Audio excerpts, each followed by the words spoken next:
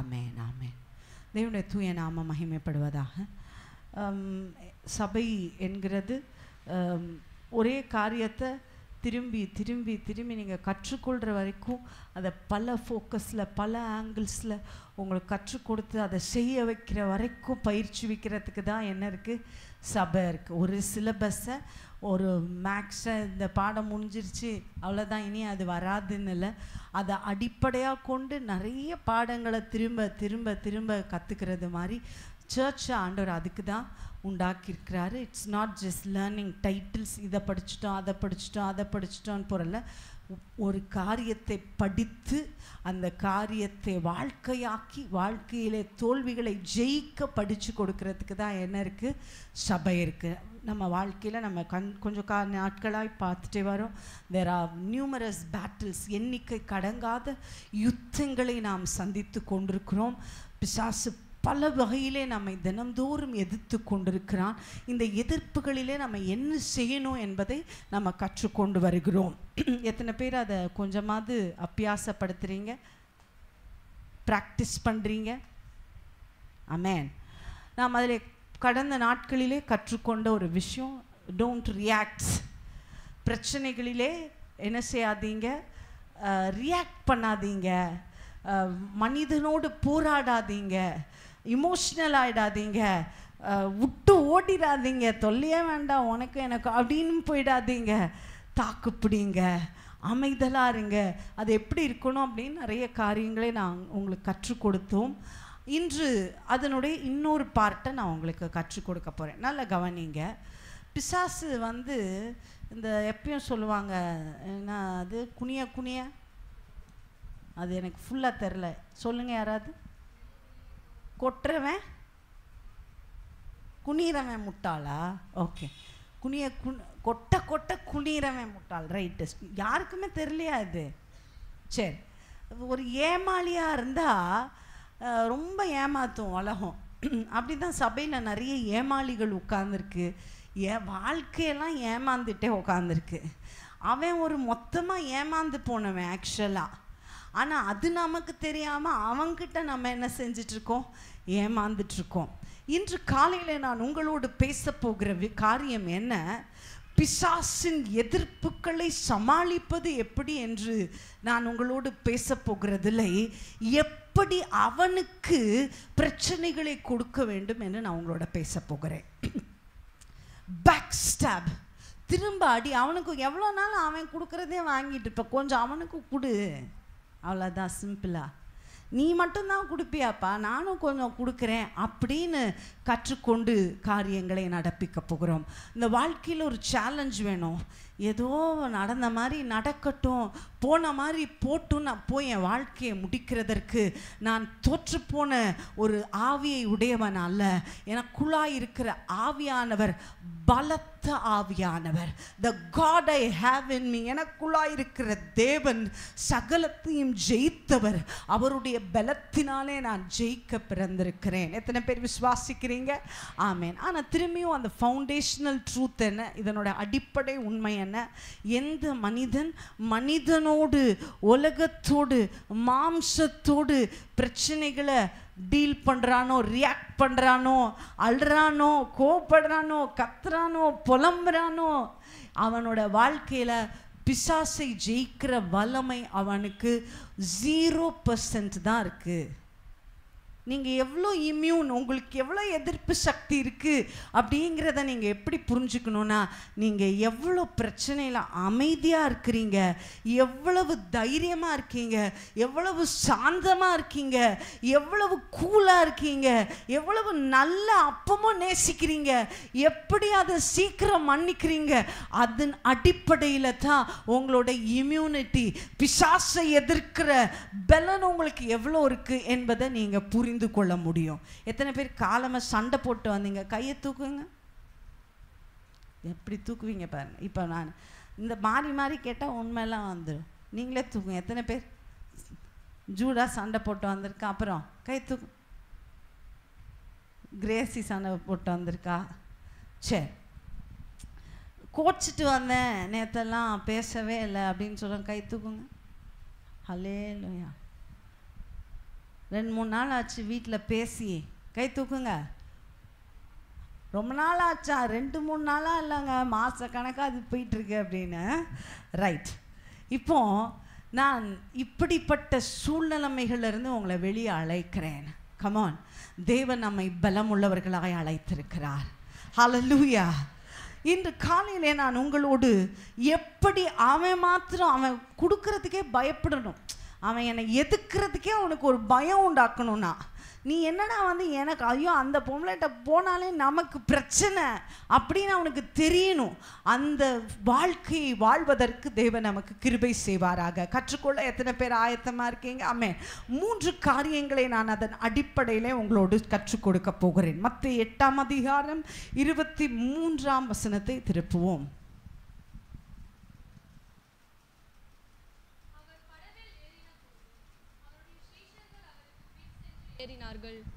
அப்பொழுது படகு அலைகளினால் மூடப்படத்தக்கதாய் கடலில் பெருங்காற்று உண்டாயிற்று. அவரோ நித்திரையாயிருந்தார். அவரோ இயேசுவோ நித்திரையாயிருந்தார். படகிலே சீஷர்களோடு இயேசு ராத்திரியிலே பிரயாணப்பட்டு போயிட்டு இருக்காரு. சத்துரு ஒரு பெரிய புயலை கிளப்பி விடுகிறான். He surged a storm. அவன் ஒரு அசாதாரணமான சூழ்நிலைமையை உண்டாக்குகிறான். எதிர்பார்க்காத ஒரு சூழ்நிலைமையை உண்டாக்குகிறான். திடீரென்று பெரும் காற்றும் புயலும் கப்பலை உடைத்து அமிழ்த்துவது போன்று காணப்படுகிறது. இயேசு என்ன செய்து கொண்டிருந்தாராம்? நித்திரை செய்து கொண்டிருந்தார். ஒரு காக்கா கத்துனா கூட நமக்கு என்ன வந்துடுது? முழிப்பு வந்துடுது. இயேசு என்ன செய்தார்? அவர் ஃபீல் பண்ணியிருப்பாரு நிச்சயமாக, எனக்கு தெரியும். ஒரு படகில் படுத்திருக்கும் போது போட்டு இப்படியும் பஸ்ஸில் போகும்போது யோசிச்சு பாருங்கள், எங்கன்னா போய் இப்படி பிரேக் அடித்தா எவ்வளோ தூக்க போட்டாலும் போய் டங்குன்னு இதெல்லாம் அடித்து எந்திரிச்சிடும். ஆண்டவர் கப்பலிலே அந்த அலைகள் அந்த படகை அலக்கழித்து உருட்டி கொண்டிருந்த போது நீ தானே அப்படின்னு நினச்சதுனால என்ன பண்ணார்? நல்லா இன்னும் கொஞ்சம் கம்ஃபர்டபுளாக போய் ஒரு மூலையில் படுத்து தலானியை பிடிச்சிட்டு என்ன செய்தார்? தூங்கி கொண்டிருக்கிறார். He stayed cool. நன்றாய் புரிந்து கொள்வோம். முதல் காரியம், சத்துருவை எதிர்க்கிறதற்கான வலிமை எங்கே இருந்து வருகிறது? எப்படி நாம் ஒரு குழப்பத்தின் நடுவிலே அமைதலாக இருக்க முடியும்? அமைதலாக இருந்தால் என்ன நடக்கும் என்பதை நான் உங்களுக்கு கற்றுக் கொடுக்கிறேன். ஒரு பிரச்சனை, ஒரு யுத்தம், ஒரு புயல் ஆரம்பிச்ச உடனே ஆட்டோமேட்டிக்காக ஒரு பயம் கிளம்புது, ஆட்டோமேட்டிக்காக ஒரு படபடப்பு வருது, ஆட்டோமேட்டிக்காக சில கோவம் வருது. இவங்களால தான், அதனால தான், இதனால தான், ஏதோ ஒன்று மனசுக்குள்ளார ஒரு ஆங்ஸைட்டி, ஒரு குழப்பம், ஒரு கன்ஃபியூஷன், ஏதோ ஒன்று நடந்துக்கிட்டே இருக்கு. என்ன செய்ய போகிறோம்? எப்படி ஆகுமோ? என்ன ஆகுமோ? ஆனால் எந்த ஒரு மனிதன் பிசாசை திரும்ப அடிக்க விரும்புகிறானோ, அவனுக்கு ஒரு புயலை உண்டாக்குறதற்கு ஆயத்தமாகிறான். அவன் என்ன செய்வானா, முதலாவது அவன் பார்த்து கொள்ள வேண்டிய விஷயம், சூழ்நிலைமையில் நீ புயலை கிளப்பலாம், ஆனால் you can never steer a storm in my heart. என் இருதயத்துக்குள்ள ஒரு புயலை நீ கிளப்ப முடியாது. நீ சூழ்நிலைமைகளை கிளப்பி விடலாம், சூழ்நிலைமைகளில் பயங்கரங்களை கிளப்பி விடலாம், ஆனால் என் இருதயம் எப்படித்தான் இருக்கும்? திட நம்பிக்கையாய், சமாதானமாய். வாசிக்கலாம். கொலோசியர் 3ஆம் அதிகாரம் 15ஆம் வசனத்தை வாசிப்போம். கொலோசியர் 3:15. தேவ சமாதானம் உங்கள் இருதயங்களில் ஆழக்கடவது. போதும். The peace of God rule in your heart. தேவனுடைய சமாதானம் என்ன செய்ய வேண்டுமாம்? ஒரு தேவ மனிதனுடைய இருதயத்திலே ஆளுகை செய்யணும். ஒரு சின்ன விஷயத்துக்கு குழம்பி, ஒரு ஃபோன் வந்துருச்சு, இன்றைக்கி அவங்க வராங்களா அப்படின்னோடனே நமக்கு என்ன ஆயிடுது? அவங்க என்ன அங்கே கிளம்பியே இருக்க மாட்டாங்க, நமக்கு இங்கே என்னெல்லாமோ கிளம்பிடும். கரெக்டா? இப்போ யார் கூப்பிட்டாங்களாம், என்னவா, எதுக்கா, எப்படியா, அது எத்தனை நாளாம், என்ன நடக்குமோ, ஏது நடக்குமோ, அப்பே அப்படி என்னெல்லாம் கிளம்புது. நன்றாய் கவனிங்கள். வேதம் சொல்கிறது, தேவனுடைய சமாதானம் உங்கள் இருதயங்களில் ஆழக்கடவது. Let the peace of God rule in your heart.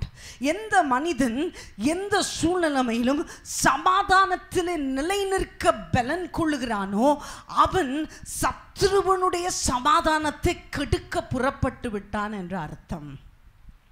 எப்படி சமாதானமாக இருக்க முடியும்? ஒரு புயல் கிளம்புது, ஒரு பெரிய பிரச்சனை எழும்பியிருக்கு, அந்த பிரச்சனை என்னை அசைக்குது. ஒரு பிரச்சனை தான் என்ன சும்மாவா இருக்குது? நம்ம என்ன கதவை பூட்டிட்டு உள்ளே உட்கார விடுறாங்க? ஒரு பிரச்சனை வீட்டில் வருது, வீட்டில் நம்மளை இருக்க விடுவாங்களா? நம்ம எங்கன்னா தனியாக போனால் கூட எங்கே அம்மா எங்கே, அம்மா எங்கே, அம்மா எங்கே, அவ கூப்பிட்டு என்ன பண்ணுறாங்க? நம்மளை தோண்டி எடுக்கிறாங்க. என்ன பண்ணுறது? எப்படி சமாளிக்கிறது? ஒரு உதாரணம் சொல்கிறேன். இப்போ இந்த இடத்துல இருக்கோம், திடீர்னு இங்கே குப்பை அப்படியே கிளம்புது, குப்பை இந்த சீலிங் வரைக்கும் கிளம்புது, புகை கிளம்புது, அப்படியே சூழ்நிலைமே மாறிடுச்சுன்னு வச்சுக்கோம். முன்னாடி என்ன இருக்குது, யார் இருக்கா, என்ன நடக்குது எதுவுமே தெரியல. அந்த தூசியில் கண்ணு எரியுது, மூக்கில் புகை போகுது, தொண்டை எரியுது, மூச்சு கஷ்டம் வருது, என்னென்னமோ பண்ணுது, என்ன செத்துருவோமா அப்படின்னு ஒரு சூழ்நிலைமை இந்த இடத்துல நடந்துட்டுருக்கு. இதில் எங்கெங்க சமாதானம் இருக்கும்? புகை கிளம்புகிறது, தூசி கிளம்புகிறது, குப்பை கிளம்புகிறது, என்னை சூழ்ந்திருக்கிறது, எதையுமே பார்க்க முடியல. I am fighting for survival, வாழ்வதற்கு போராடுகிறேன். இல்லை எப்படி கூலாக இருக்க சொல்றீங்க? ஒரு காரியத்தை அறிய வேண்டும், நன்றாய் கவனியுங்கள். நான் சூழ்நிலைமைகளின் குழப்பங்களை பார்க்கிறேன், வேற எதுவுமே என் கண்ணில் தெரியல. ஆனால் ஒரு தேவ மனுஷனுக்கு ஒரு உண்மை தெரிந்திருக்கும். என்ன தெரியுமா? அவரில் அன்பு கூறுகிறவர்களுக்கு, என்னோட கூட சொல்லுங்க, தேவனில் அன்பு கூறுகிறவர்களுக்கு சகலமும் நன்மைக்கேதுவாக நடக்கிறது என்று அறிந்திருக்கிறோம். இங்க என்ன நடக்குதுன்னு தெரியல, இங்க யார் இருக்கீங்க இல்லைன்னு தெரியல, எதுக்காக இப்படி புயல் கிளம்பிட்டு இருக்குன்னு புரியல. ஆனால் ஒன்று மாத்திரம் எனக்கு புரியும், everything works for good for those who love him. எல்லாமும் நன்மைக்கு ஏதுவாக மாத்திரம். நல்லா புரிஞ்சுக்கோங்க, இருங்க, அவசரப்படாது. இது எத்தனையோ முறை கேட்டோம், ஆனால் அதே மாதிரி தான் இருக்குது. இன்றைக்கி ஒரு முடிவே பண்ணிட்டு தான் போகணும். இதுக்கு மேலே புயல் கிளம்பிச்சுன்னா நான் இதை ப்ராக்டிஸ் பண்ணியே ஆனும். இதை பண்ணுற வரைக்கும் உங்களை விடுறதே இல்லை. அடுத்த வாரமும் இதே டேப் மாதிரி பேச போகிறேன். ஏன்னா ஆவியானவருக்கு தெரியும் நீங்கள் என்ன ஸ்டாண்டர்டில் வந்திருக்கீங்க. அதனால தான் அவர் சொல்லி கொடுத்ததையே திரும்ப இன்சிஸ்ட் பண்ணி சொல்லிகிட்டு இருக்கார். ஏன் பயப்படுற? ஏன் சோர்ந்து போகிற? ஏன் குழம்பிடுற? என்ன நடக்குது? நன்றாய் கவனியுங்கள். அந்த புதன்கிழமை கூட்டத்தில் ஒரு நாள் அமேண்டா பேசும்போது ஒரு அழகான வார்த்தையை பேசினான். தீங்கு நாளில் தேவன் என்ன செய்கிறாராம்? தமது கூடாரத்தின் மறைவில் என்னை ஒளித்து வைத்து கண்மலையின் மேல் என்னை உயர்த்துகிறார். அப்படின்னா என்ன அர்த்தம்? ஆபத்து நாள் ஆண்டவர் என்ன செய்கிறாராம்? என்னை மூடி மறைச்சிட்டு அதுக்கு அடுத்த ஸ்டேஜ் எங்கன்னா, திரும்பி இந்த புகை குப்பெல்லாம் கலைஞ்ச பிறகு நான் பார்த்தேன்னா, நீங்கள் மாத்திரம் இந்த உண்மையை புரிஞ்சுக்குவீங்கன்னா, ஆண்டவர் எனக்கு நன்மை தான் செய்கிறார் நீங்கள் புரிஞ்சுக்குவீங்கன்னா, இந்த பிரச்சனையின் முடிவில் you will be shifted in a different place.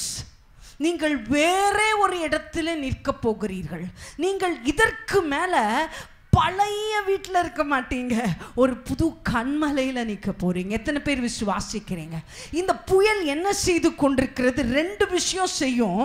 என்ன செய்யும்? ஒன்று, இதுவரைக்கும் என்னை குத்தி கொண்டிருந்த, என்னை காயப்படுத்திட்டு இருந்த, எனக்கு வலி கொடுத்த, என் வீட்டில் எத்தனை எனக்கு வேண்டாத பிரச்சனைகள் இருந்ததோ அந்த பிரச்சனையெல்லாம் சுருட்டி வாரிக்கிட்டு இருக்குது. புயல் என்ன பண்ணிட்டு இருக்கு?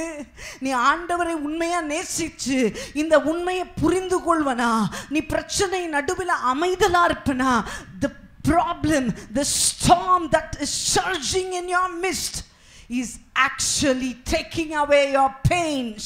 உன் உபத்திரவங்களை வாரிட்டு இருக்குது. எல்லாத்தையும் நீ ஐயோ மூச்சு முட்டுதே, ஐயோ பிரச்சனையா இருக்கே, ஐயோ சமாளிக்க முடியல, இல்லை, அது உன்னையால உன் பிரச்சனைகளை எடுத்து கொண்டிருக்கிறது, உன் வேதனைகளை எடுத்து கொண்டிருக்கிறது. எடுத்துட்டு ஒன்னையும் தூக்கி கொண்டு உயரத்திலே வேறே ஒரு சமாதான தாபரத்திலே தண்ணீரையும் தீயையும் கடந்து போக பண்ணினீர், செழிப்பான மேட்டிலே என்னை கொண்டு போய் விட்டீர். ஹல்லேலூயா. நன்றாய் புரிந்துக்கோங்க. வனாந்திரத்திலே அவருடைய பிரயாணம் ஆரம்பிக்கும் போது பின்பாக சத்துரு வருகிறான், முன்பாக செங்கடல் இருக்கிறது, எல்லா பக்கமும் புகை சூழ்ந்து பறந்துட்டு இருக்கு. பிரச்சனை, ஜனங்க குழம்பிட்டு இருக்காங்க, ஜனங்க பயந்துகிட்டு இருக்காங்க, ஜனங்க ஓடிடலாமா செத்துடலாமா என்ன செய்ய போறோம்னு பதறி கொண்டிருக்கும் போது மோசே தேவனுடைய நன்மையின் கரத்தை மாத்திரம் நம்பிட்டு இருக்கா. அது எப்படிடா இத்தனை வாதைகளை கொண்டு வாதிச்சு கொண்டு வந்து இதுவரைக்கும் காப்பாத்தி இதுல சாக விட்டுருவாரா? சொல்லுங்க, இதுல ஒன்ன சாக விட்டுருவாரா? இதுல என்ன சாக விட்டுருவாரா? கேளுங்களேன். நீங்க ஒரு புரியாதனால தான் அவனை ஏமாத்திட்டு இருக்கான். ஏண்டா நீங்க கேளுங்க, பிசாசே இத்தனையில என்னை கைவிடாதவர் இதுல என்ன கைவிட்டுருவாரா? விட மாட்டார்.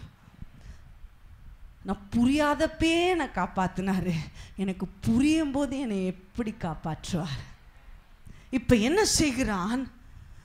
சொல்லுகிறான், இன்று கண்ட எகிப்தியனை, சொல்லுங்க, இன்று கண்ட எகிப்தியனை இனி என்றுமே காண்பதில்லை. Stay cool, stay calm. பிரச்சனைகள்ல ஒரு தீர்மானம் எடுத்தே ஆகணும். ஏதோ ஒரு பெரிய நன்மைக்கு தான் வந்திருக்கு, அதை சொல்லிகிட்டே இருக்கணும். அதை பார்த்துட்டு இதுக்கு முன்னாடி பார்த்த நிறைய பிரச்சனை இனி நான் பார்க்கவே மாட்டேன், அவ்வளோதான் மேட்டரு. இன்று கண்ட எகிப்தியனை இனி என்றும் காண மாட்டேன். ஹல்லேலூயா. இந்த உபத்திரவத்தை தேவன் ஒரு பெரிய நன்மைக்குத்தான் என் வாழ்க்கையிலே கொண்டு வந்தார் என்று விசுவாசிக்கிறவர்கள் கரங்களை உயர்த்தி ஒரு அல்லேலூயா சொல்லுவோமா? ஹல்லேலூயா, ஹல்லேலூயா. ஷாலோம் ஷாலோம், மலைகள் பெயர்ந்தாலும், ஷாலோம் ஷாலோம், பர்வதம் அசைந்தாலும், ஷாலோம் ஷாலோம், என்னதான் நடந்தாலும், Shalom Shalom Shalom. Let the peace of God rule your hearts. உன் இருதயத்தை தேவ சமாதானம் ஆளுகை செய்யட்டும். அப்ப முதல் காரியம் என்ன? எனக்கு அவன் புயலை கொண்டு வரும்போது நான் இப்ப அவனுக்கு ஒரு புயலை கொண்டு வரேன். உங்களுக்கு இந்த ரகசியம் புரிஞ்சா நீங்க ரொம்ப சந்தோஷமா, ஆஹா இதுக்கு மேலே இந்த கஷ்டம், எந்தெந்த கஷ்டம்லாம் போதோ தெரியலையே இந்த உபத்திரவத்தில் அப்படின்னு உட்காந்து கணக்கு போட்டுட்ருங்க. ஆண்டவர் ஒரு பெரிய விசாலத்துக்காகத்தான் ஒரு இடுக்கத்தை கொண்டு வருவார். ஏன்னா நானும் நீங்களும் ஆராதிக்கிற ஆண்டவருக்கு தீமை செய்ய தெரியாது. அவரில் அன்பு கூறுகிறவர்களுக்காக அவர் உண்டு பண்ணினவைகளை கண்கள் கண்டதும் இல்லை, செவிகள் கேட்டதும் இல்லை, மனுஷனுடைய இருதயத்திலே அவைகள் தோன்றவும் இல்லை. He has greater plans. நன்மைக்காகவே. எல்லாரும் கரத்தை உயர்த்தி ஒரு நிமிஷம் ஆண்டவருக்கு நன்றி சொல்ல போறோம். ஆண்டவர் நன்மைக்குதா, நன்மைக்குதா, நன்மைக்குதா, எல்லாமே நன்மைக்குதான். சொல்லுங்க, எல்லாமே நன்மைக்குதான். ஆமென். இரண்டாவது காரியம்,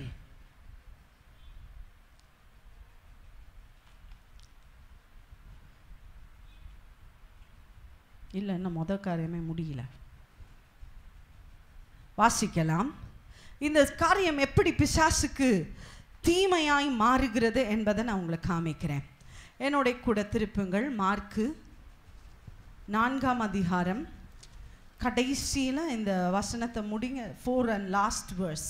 அவர்கள் மிகவும் பயந்து, இவர் யாரோ, காற்றும் கடலும் இவருக்கு கீழ்ப்படுகிறதே என்று ஒருவரோடொருவர் சொல்லிக் கொண்டார்கள். இப்போ ஆண்டவர் எழும்பி காற்றையும் கடலையும் அடக்குனார் அப்படின்னு சொல்லி அந்த மார்க் 4ல் வாசித்து முடிக்கிறோம். இப்போ கவனிங்க, எந்த மனிதனுடைய இருதயத்தில் பிரச்சனை நேரத்தில் சமாதானம் ஆளுகை செய்கிறதோ, இப்போ இந்த மனுஷன் அவன் பிரச்சனை வெளியே இருக்கலாம், புயல் வெளியே அடிக்கலாம், உள்ளே அடிக்கக்கூடாது. அதுதான் சீக்ரெட்.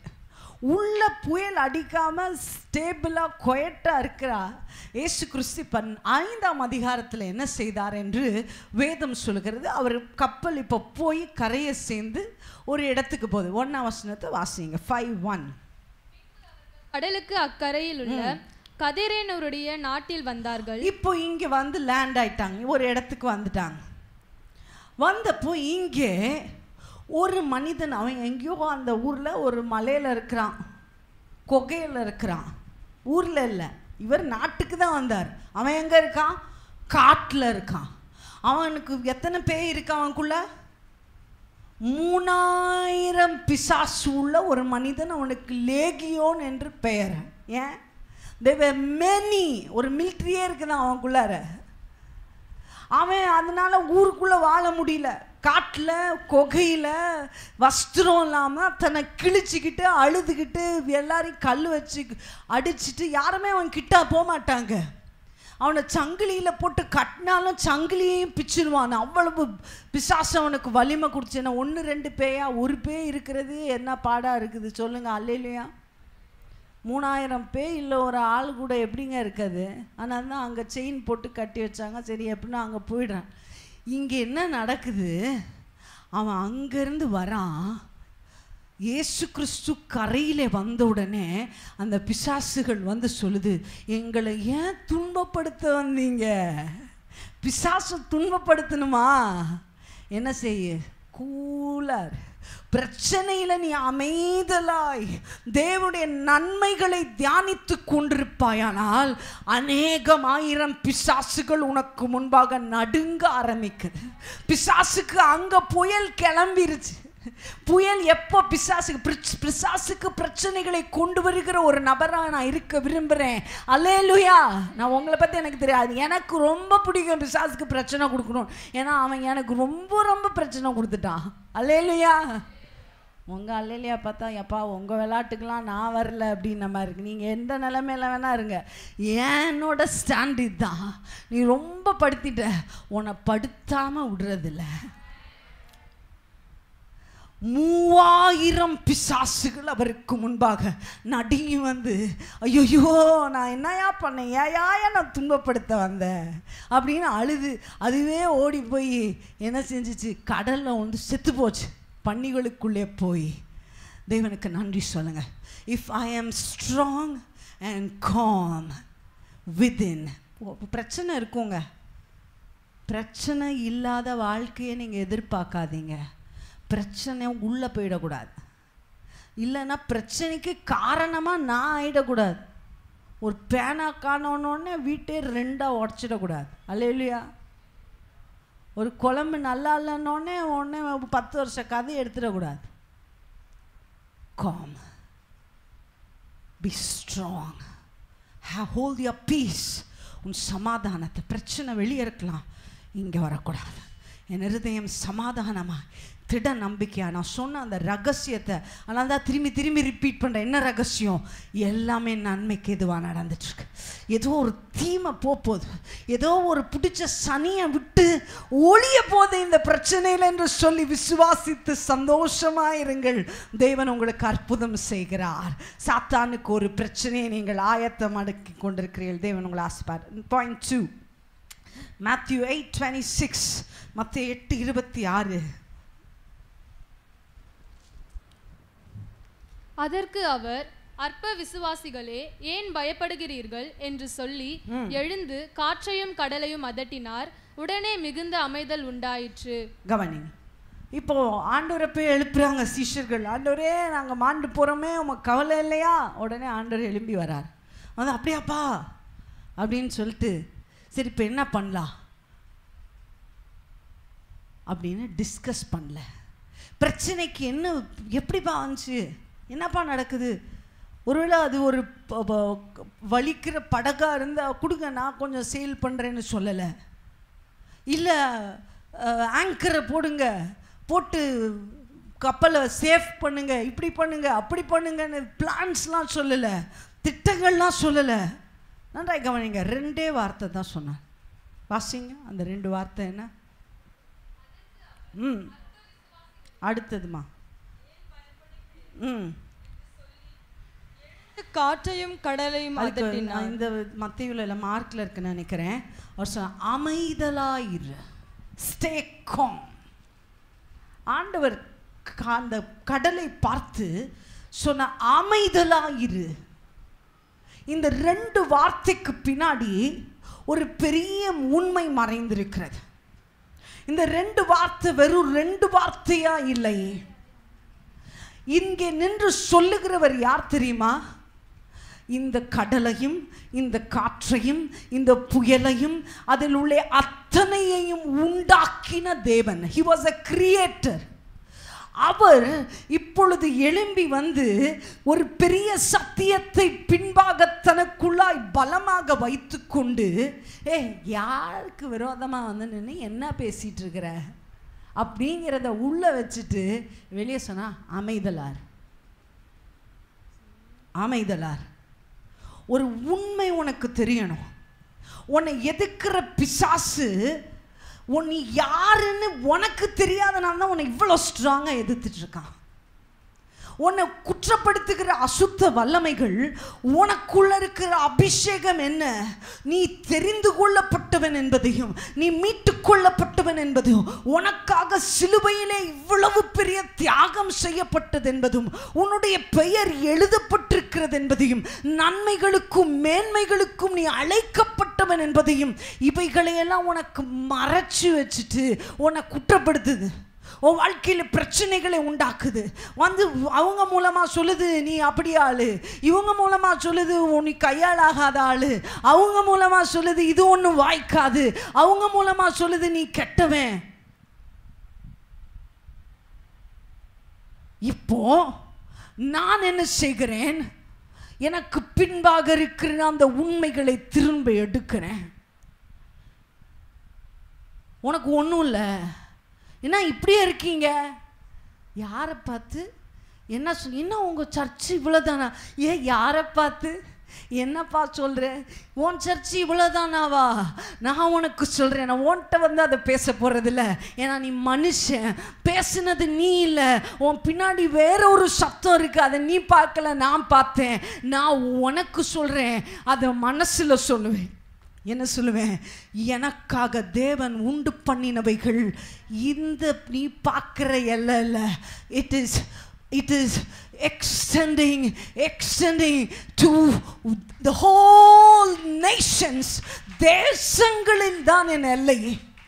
இந்த ஊரில் என் எல்லை, இந்த கிராமம் இல்லை இந்த என் எல்லை, இந்த பட்டணம் இல்லை என் எல்லை, இந்த தேசம் இல்லை என் எல்லை. என் எல்லை தேசங்கள். என் மேல இருக்கிற அபிஷேகம், என் மேல இருக்கிற அனாயிண்டிங், என் மேல இருக்கிற நோக்கம் என்ன திருடின்னு சொன்னா நான் சொல்லுகிறேன், நான் திருடி இல்லை. அநேகருடைய வாழ்க்கையை ஆசீர்வதிக்கிற, அநேகருடைய வாழ்க்கையை பெருக பண்ணுகிற.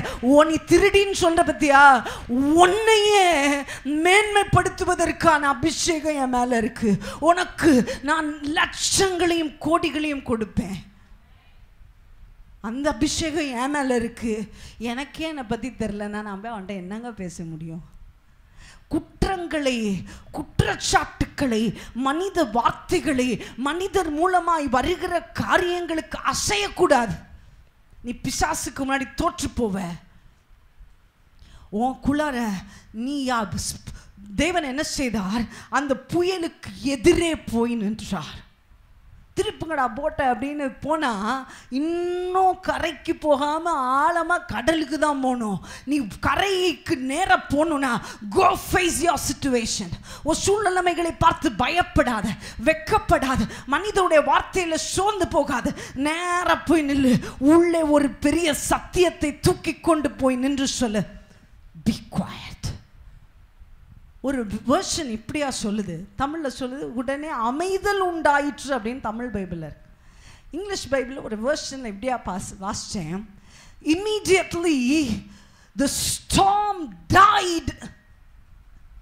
உடனே என்ன நடந்துச்சா? புயல் செத்து போனது.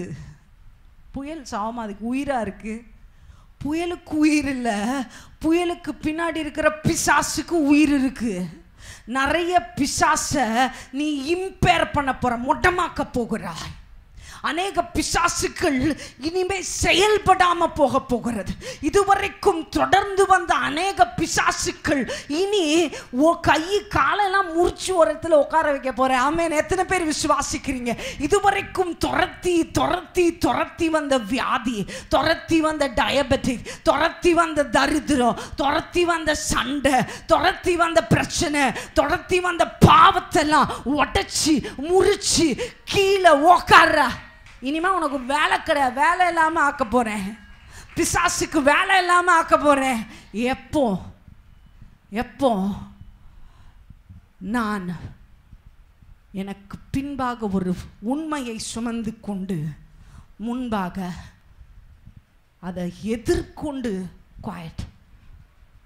பிசாசை பார்த்து அமைதியார், பேசாத. நான் பிசாசை பார்த்து பயப்படுற வரைக்கும் அவன் என்னை தோற்கடிச்சுட்டே இருப்பான். வார்த்தைகளை கண்டு நீ பயப்படுகிற வரைக்கும் நீ தோற்று போயிட்டே இருப்ப. மனிதர்களுடைய பார்வையிலே நீ குறுகுகிற வரைக்கும் நீ தோற்று போயிட்டே இருப்ப. இன்னைக்கு நான் எப்படி இருக்கேன், இன்னைக்கு இது என் நிலைமை. இன்று ஒருவேளை உன் மனைவி உன்னை குற்றப்படுத்துகிறாளோ, இன்றைய நிலை இது.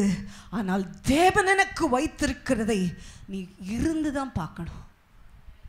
உன் பிள்ளைகள் உன்னை கேள்வி கேட்கிறாங்களா, இன்று இந்த நிலை. ஆனால் தேவன் என்ன ஒரு பெரிய நோக்கத்துக்கு அழைத்திருக்கிறார். நான் பதில் மனுஷன், அதனால சொன்ன மனுஷன்கிட்ட போய் பேசாதீங்க, பிசாசிட்ட பேசு. அந்த பிரச்சனைகிட்ட பேசுங்க. நீ பிரச்சனைகிட்ட தைரியமாய் பேசு. உனக்குள்ள இருக்கிற வலிமையை, உண்மையை அதிகப்படுத்து. என்ன நடக்குமோ தெரியலையே அப்படின்னு சொல்லக்கூடாது. என்ன நடக்கும் தெரியலையா, உனக்கு தெரியாதுப்பா, எனக்கு தெரியும். எத்தனை பேருக்கு உன் எதிர்காலம் என்னன்னு தெரியும்? கரங்களை உயர்த்துங்க பார்க்கலாம். ஆமென். இந்த இப்படிலாம் உயர்த்தக்கூடாது. நீ பாவி அப்படின்னு சொன்னனால தான் நீ கையை இவ்வளோ உயர்த்துற. டேய் உனக்கு என்னடா எதிர்காலம் இருக்கும் அப்படின்னு நான் வந்து காதில் சொன்னா, நீ சொல்லு, டேய் இன்னைக்கு இதுடா, நீ நாளைக்கு பாடுறான்னு சொல்லிட்டு கரங்களை உயர்த்து வானத்துக்கு நேரம். ஹல்லேலூயா. கவனியுங்கள், உன்னை அதிகமாய் காயப்படுத்தினவனே நீ திரும்பவும் காயப்படுத்த புறப்பட. You are very much injured by words. வார்த்தைகளினாலே உன் இருதயம் மிக ஆழமாய் கிழிக்கப்பட்டிருக்கிறது, காயப்படுத்தப்பட்டிருக்கிறது. தேவன் சொல்கிறார், வார்த்தையை கொண்டு அவனை காயப்படுத்து. Speak the word and endure him. அவனை காயப்படுத்த அவனை விடாத. இந்த வார்த்தைகளை பேச அறிந்தவனுக்கு சாத்தானை எப்படி கைய கால உடைக்கணும்னு தெரியும். வார்த்தையை பேச தெரியாதவனுக்கு காயங்களோடே வாழதான் தெரியும். But I have word with me. Amen. எத்தனை பேர் பைபிள் படிக்கிறீங்க? நிறைய படிங்க, சத்தமா படிங்க, பிரச்சனைகள் அதிகமா படிங்க. தேவன் எனக்காக வைத்தவைகளை பார் என்று அவனுக்கு சொல்லுங்க. அவன் வெட்கப்பட்டு அடிபட்டு கீழே உட்கார்ற வரைக்கும் விடாதீங்க. ஆமென். மூன்றாவது, let us finish. கவனியுங்கள், சில நேரம் ஒரு புயல் வந்துச்சு, ஆண்டவர் எந்திரிச்சு போனாரு, 2 வார்த்தை சொன்னாரு, புயல் அடங்கி போச்சு, அவங்க கரை சேர்ந்தாங்க. ஆஹா, என்ன நல்ல கதை. இந்த மாதிரியான சூழ்நிலைமை எனக்கு வந்தா நான் எத்தனை புயலை வேணா சமாளிப்பேங்க. ஆனால் எனக்கு வந்த புயல் போக மாட்டேங்குதுங்க. It is an endless story. தொடர்ந்துக்கிட்டே இருக்குது, சமாளிக்கவே முடியல. அடங்குற மாதிரி அடங்கி திரும்ப எழும்புது, அடங்குற மாதிரி அடங்குது எழும்புது. என்னால் முடியல. நன்றாய் கவனியுங்கள். If your inheritance is big, your battles are even bigger. உன்னுடைய சுதந்திர எல்லைகள் பெரிதாயிருக்குமானால், கானான் என்பது ஒரு பெரிய இடம்.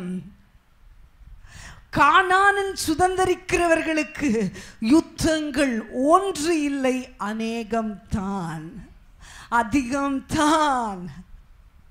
சுதந்திரவாளிக்கு யுத்தம் நீடிச்சிருக்கு, நிறைய இருக்கு, லாங்காக இருக்கு. என்ன செய்ய முடியும்? நான் ஏதோ ஒரு பிஸ்கெட்டுக்கு ஆசைப்பட்டா அந்த நாயை அடித்து அந்த பிஸ்கெட் எடுத்துடலாம். ஆண்டவர் எனக்கோ தேசங்களை அல்லவா தரேன் என்று சொல்லியிருக்கிறார். I am not after biscuits, I am after Nations. இதெல்லாம் என்னோட விசுவாச அறிக்கை. நான் என்ன பார்க்கிறேனோ அதை நான் பேசிகிட்டே இருக்கிறேன். ஹல்லேலூயா. கவனிங்க, இதை எப்படி சமாளிக்க வேண்டும்? How many episodes of battles you have faced? எத்தனை கட்ட உபத்திரவங்களை, யுத்தங்களை நீங்கள் பார்த்தீர்கள்? என்கிட்ட யாராவது ஒருத்தர் பதில் சொல்லுங்க. எத்தனை யுத்தம் வந்துச்சோ அத்தனை துதிகளை நான் செய்திருக்கிறேன் என்று உங்களால் சொல்ல முடியுமா? ஏங்க, காலம் நைட்டு வரைக்கும் யுத்தம்தான். அப்போனா என்னவா இருந்திருக்கணும் உங்கள் வாழ்க்கை? காலம் இருந்து நைட்டு வரைக்கும் துதியும் ஜபமாக தானே இருந்திருக்கணும். ஏங்க, ஒன்று சொல்கிறேன், சும்மா உட்காந்துக்கிட்டுலாம் நீங்கள் ஜெயிக்கவே முடியாது. உட்காந்து தூங்கிட்டு சாப்பிட்டு விளாண்டுட்டு வேடிக்கை பார்த்துட்டு இருந்தேன்னா அவன் எங்கேயோ போயிடும். அவன் சமயம் சரியான கில்லாடிங்க. பல யுத்தங்களை நீ கிருபையினால் இது வரைக்கும் ஜெயிச்சிருக்க. நான் ஒன்று சொல்கிறேன், ஒரு ரகசியம் சொல்கிறேன். If only you know your weapon is praise. துதியை போல ஒரு வலிமையான ஆயுதம் இல்லை என்பதை நீ அறிந்திருப்பாயானால் நீ ஒவ்வொரு யுத்தத்திலும் அதை பயன்படுத்துவாய். எத்தனை தாக்குதல்கள் நீ எனக்கு கொடுக்குறியோ அத்தனை தாக்குதல்களை நான் உனக்கு திரும்பி கொடுப்பேன். அன்னைக்கு பாஸ்டர் அந்த ஈவினிங் மெடிடேஷனில் ஒரு இதை பற்றி சொன்னாங்க. What is it? அயன்